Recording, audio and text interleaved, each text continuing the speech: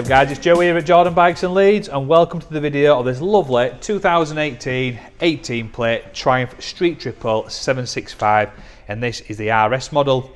It's only done 5,512 miles. It's a lovely clean bike.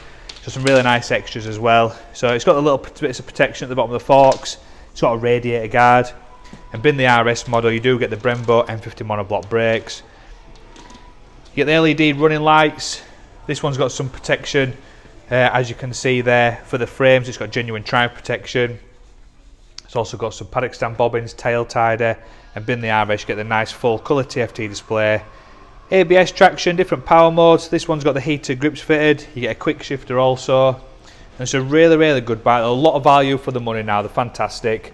So if you do want it, be quick, get yourself down to Jordan Bikes, or give us a call. Cheers. Hi, my name's Nick, and thank you for watching the video this far in. The bike you've just been looking at will go through our workshop with a fine tooth comb. Our guys are really fussy.